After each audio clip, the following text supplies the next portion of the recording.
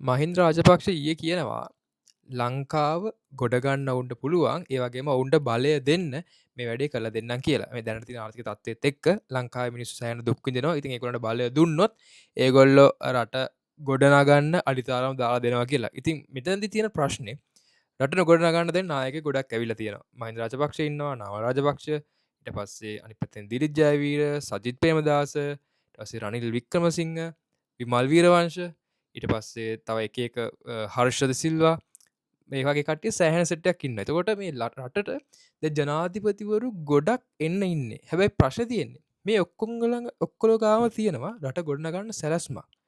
ඒ ප්‍රශ්නේ තියෙන්නේ ඒ රට ගොඩනගන්න සැලැස්ම දෙන්න නම් ඔවුන්ට බලය අවශ්‍ය වෙනවා කියන එක තමයි කියන්නේ. එතකොට ඒ කතාවෙන් පැහැදිලි වෙන්නේ මම මහින්ද රාජපක්ෂ කියපු කතාව මම අනික් කට්ටියත් මට කියනවා ඇහුණා බලය දෙන්න රට ගොඩනගන හැටි ඒගොල්ලෝ දන්නවා කියලා. ඒ වගේම තමයි දැන් ආණ්ඩුවත් එහෙම තමයි ඇවිල්ලා තියෙන්නේ. ඒතකොට අනුර කුමාර ඇතුළුව මේ සියලුම දේශපාලඥයන් ලංකාවේ ඉන්න ඔවුන්ට අවශ්‍ය වෙන්නේ ලංකාවේ බලය ගන්න නැතුව මේ ආර්ථිකය හදන්න නෙමෙයි. මොකද එහෙම නැත්තම් මිනිස්සුන්ට ආදරයක් තියෙන මිනිස්සෙක් නම් මිනිස්සු නම් දේශපාලඥයෝ නම් ඔවුන්ට පුළුවන් ඔවුන්ගේ මේ දැනුම්වල් ඔක්කොම එකතු කළා මේ තම අපේ මේ රට කියන හැඟීමෙන් මිනිස්සුන්ට කියන්නේ බලය කෙසේ වෙතත් පක්ෂය කෙසේ වෙතත් මිනිස්සුන්ව මේ තියෙන වලෙන් මේ අමාරුවෙන් ගොඩගන්න ඔවුන් එකතු වෙලා වැඩ කරන්න ඕනේ කියන එක ඔය අනුරවත් රනිල්වත් මහින්දවත් නාමල්වත් සජිත්වත් දිරිත්වත් ඒ කවුරුත් හිතන්නේ නැහැ. ඒ කියන්නේ පැහැදිලි අරමුණ ලංකාවේ අදට තියෙන දේශපාලනේ ආණ්ඩු පක්ෂ විපක්ෂ ඔක්කොගම එකම අරමුණ වෙන්නේ ඔවුන්ට බලය හිඳීම පමණක් කියන එක ඉතාම පැහැදිලි. එතකොට මේ වගේ කාරණාවේදී අපි මොනවද කරන්න ඕනේ? ඒතර අපිට හොඳටම පැහැදිලිනේ මේ දේශපාලඥයෝ කරන්නේ රටට කඩක් කරන්න නෙමෙයි මිනිස්සුන්ට ආදරයක් තියෙන මිනිස්සු නෙමෙයි. එහෙමනම් මේ ඔක්කොම එකතු වෙලා දේශපාලන පක්ෂ විපක්ෂ ඔක්කොම එකතු වෙලා එක තැනකට එක මේසකට ඇවිල්ලා කතා කරන්න ඕනේ. මේ වෙද්දි මුළු ලෝකෙම ආර්ථිකය වැටෙන්න හදන්නේ. ඒතකොට ලෝකෙම ආර්ථිකය වැටෙනවා කියන්නේ ලංකාව ආර්ථිකය වැටෙන එක මහලු දෙයක් නෙමෙයි. එතකොට මේ වගේ වැටෙන ආර්ථිකයක් වැටෙනකම් බලන් ඉඳලා බලය ගන්න ඉන්න පක්ෂ තමයි ලංකාවේ තියෙන්නේ. ඒතකොට මම කියන්නේ දැන් ඉන්න ආණ්ඩුව එහෙම නෑ කියලා. දැන් ඉන්න ආණ්ඩුවත් එහෙම තමයි. ඔවුන්ට තිබ්බා. පහුගිය කාලවල රට දැඩි අර්බුද වලට මුහුණ දෙනකොට ඔවුන්ගේ දන්න දේවල් ආණ්ඩුව වලට කියලා රට ගොඩ ගන්න. හැබැයි ඔවුනුත් රට වැටෙනකම් හිටියා. ඒතකොට දැන් ඉන්න විපක්ෂ කට්ටියත් ඉන්නේ මේ රට වැටිලා මේ ආණ්ඩුවට කෙලවෙනකම් බලන් ඉන්නේ. මොකද ඔවුන්ට බලය ගන්න. එතකොට මේක බලන මේ දේවල් අහන ඡන්ද දායකයෝ විදිහට අපි කොහොමද හැසිරෙන්න ඕනේ? මුලින්ම කියන්න ඕනේ මේ දේශපාලඥයන්ගේ එක පටු අරමුණක් තමයි ලංකාවේ ඉන්න පාක්ෂිකයන්ව දේශපාලන පක්ෂවලට ඒ කියන්නේ අපි දැන් කතාවක් කියන්නේ සමහරු කියනවා බයියෝ කියලා කියනවා ඩෝබියෝ කියලා කියනවා ඊට පස්සේ එක එක නම් කියනවානේ. ඒතර දේශපාලඥයන්ගේ මූලික අරමුණ මේ සමාජය එක එක කොටස් වලට බෙදා හැරීම.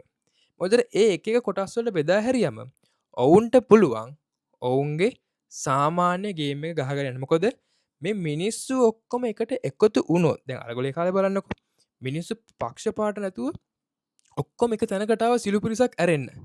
ඒතර එහෙම වුණාම ලොකු දෙයක් කරන්න පුළුවන් වුණා. ඒතර දැන් දේශපාලඥයෝ මොකද කරලා තියෙන්නේ?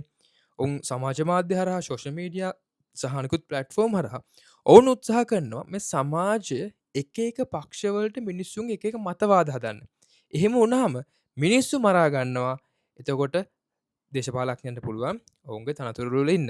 ඉතින් මට මෙතෙන්දි කියන්න ඕනුනේ අපි හැම වෙලේම ඔළුව කල්පනා කරලා වැඩ කරන්න ඕන. දේශපාලඥයෝ කියන්නේ හරිම කපටි ජාතියක්. ඒ මිනිස්සුන්ට කිසිම උවමනාවක් නැහැ. කිසිම අවශ්‍යතාවයක් නැහැ මේ රටේ ඉන්න සාමාන්‍ය මිනිස්සුන්ව ගොඩ දාන්න ඕනේ කියලා.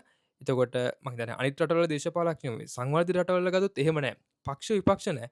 මොකක් රටක් මොකක් අර්බුදයකට මුහුණ දෙනකොට ඒ හැම දෙනාම එකට එකතු වෙලා ඒකට විසඳුම් හොයනවා. විසඳුම් හොයන්න ඕනේ. මොකද හේතුව සමහරවිට තනිය කරන්න බැරි දේවල් ටීම් එක එකතු නම කරන්න පුළුවන්. හැබැයි කවදාක්වත් අපේ රට අද වෙනකන් හැම ප්‍රශ්නකදීම ඔය දියුණු වෙන්න බැරි වෙච්ච ප්‍රධාන හේතුව තමයි මොකක් හරි ප්‍රශ්නයක් ආවම විපක්ෂේ ඉන්න අනිත් ඒවුන් කරන්නේ ඒක ඒ ප්‍රශ්නෙන් ඒ රට අමාරුවේ වැටිලා ඒ අදාළ ඉන්න ආණ්ඩු බිමට වැටෙනකම් බලන් ඉන්නේ ඔවුන්ට බලය ගන්න.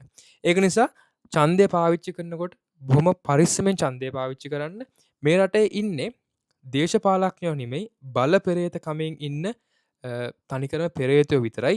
ඒක නිසා අපි හැම්වෙලේම සමාජයක් විසියට චන්ද දායකයන් විදියට අපි අපේ මොලේ පාවිච්චි කරන්නට මේ වගේ වෙලාවට අපි කොහොමද මේ රටට ගොඩගන්න ප්ලෑන් කරනෙක එතරමං සැහ විඩියස්ල කතා කල තින මේ රට ගොඩගන්න කළමනා කරන්න දැනුමක් තියෙන මිනිසුටියක් ඉන්නවන කියලා.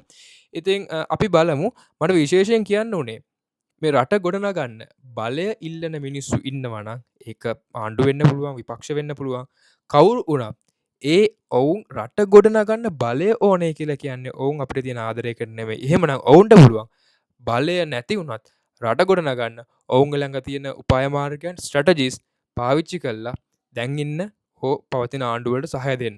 ඒක නිසා රැවටෙන් එපා බොරුවට දෙපැත්ත විදිහට මිනිස්සු මරාගන්නත් එපා. මේ දේශපාලනය කියන්නේ තනිකර ගේම් එකක්. ඒ ගේම් එකේ කාගවත් ඉත්තු වෙන්න එපා කියලා තමයි කියන්න තියෙන්නේ. Thank you very much.